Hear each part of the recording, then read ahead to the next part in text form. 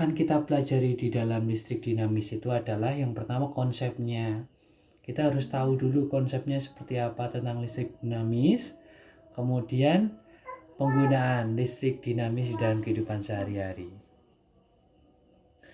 Oke, konsep awalnya itu kita akan membicarakan tentang muatan listriknya, kemudian hukum Coulomb. Muatan listrik di situ ada termasuk ada medan listrik dan beda potensial energi listrik. Oke, sambil kita meraba-raba materinya ya. Ini gambar apa ya? Oke. Nah, yang kalian harus tahu tentang muatan listrik itu adalah muatan listrik ada dua macam, muatan listrik positif dan negatif. Muatan listrik positif itu biasa disebut dengan proton, kalau negatif elektron. Simbolnya proton positif, elektron negatif atau minus. Satuan muatan listrik itu Coulomb. Tulisannya Coulomb atau C besar, di mana muatan listrik yang sejenis akan tolak menolak, sedang yang tidak sejenis akan tarik menarik. Kemudian di sini kita bisa melihat ada deret tripoblastik adalah daftar benda dalam deret tertentu. Ketika benda tersebut digosokkan dengan benda di deret atasnya, benda tersebut menjadi bermuatan negatif. Sebaliknya ya, ketika benda tersebut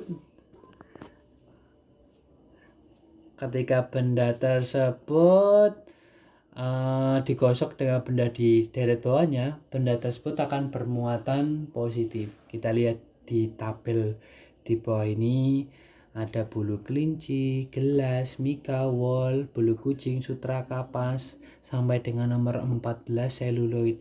Ini ada deretnya, ini disebut dengan deret tripoblastik. Oke ya. Kemudian di situ ada hukum Coulomb. Di hukum Coulomb ini ada peristiwa tarik menarik atau tolak menolak antara dua muatan disebabkan oleh gaya Coulomb.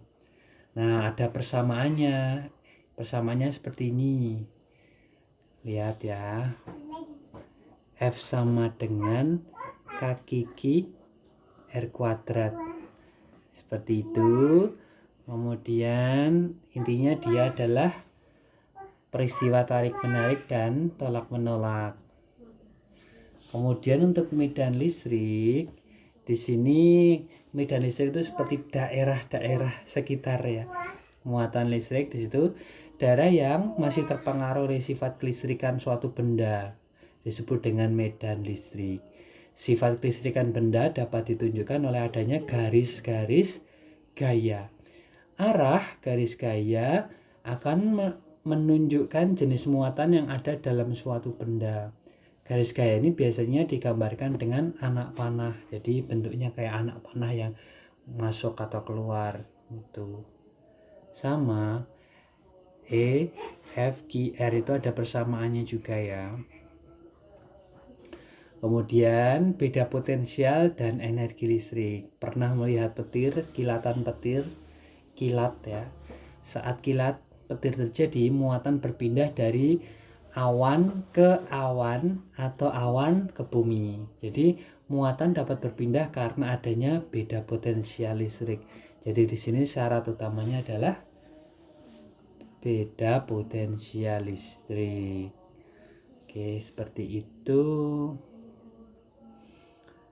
Kalau contoh soalnya seperti yang tadi dimasukkan di dalam persamaannya, pada dasarnya angkanya sepertinya rumit, tetapi tinggal dimasukkan persamaannya saja sebenarnya ya, sambil dicermati. Intinya kita belajar untuk mencermati materi kali ini.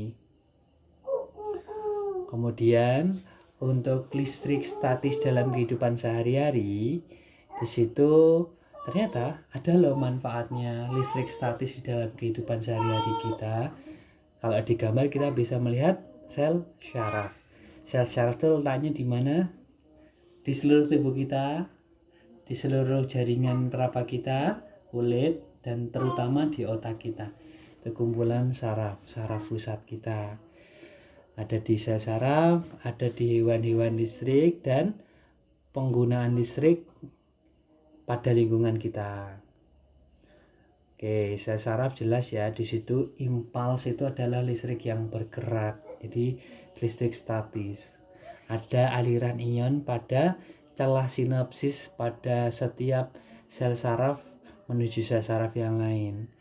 Nah, kalau mekanisme aliran ion pada celah sinapsis ini, ada celah kalsium 12 membuka, kemudian konsentrasi kalsium 12 meningkat, vesikel berfusi dengan membran prasinapsis, kemudian neurotransmitter keluar, kemudian neurotransmitter berikatan dengan saluran ion membuka, ion Na+ masuk dan ion K+ keluar, sehingga neurotransmitter terlepas dan saluran menutup. Nah, ini ada aliran listrik seperti itu, statis.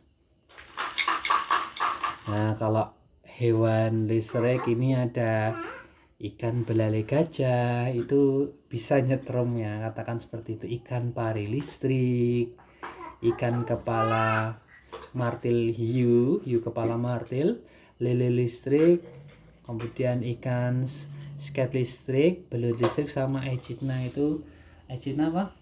Landak laut ya, dia juga mengandung listrik. Kemudian untuk penggunaan listrik statis di lingkungan sekitar kita, pertama, di setiap rumah yang ingin tahan dengan kilat listrik, biasanya memasang penangkal listrik. Prinsip kerjanya pengosongan atau penetralan muatan listrik. Nah, ini di situ, dan terutama di ground ya, ground ke tanah. Ada juga pengecatan mobil. Itu gimana caranya? Butiran cat mobil akan bermuatan listrik ketika bergesekan dengan mulut pipa, semprot dan udara, seperti itu. Butiran cat tersebut akan tertarik ke badan mobil apabila badan mobil diberi muatan yang berlawanan dengan muatan cat. Kemudian ada juga pengendapan elektrostatis cerobong asap dan mesin fotokopi. Itu menggunakan listrik statis. Oke, sampai berjumpa di materi yang kelima tentang listrik dinamis. Terima kasih. Wassalamualaikum warahmatullahi wabarakatuh.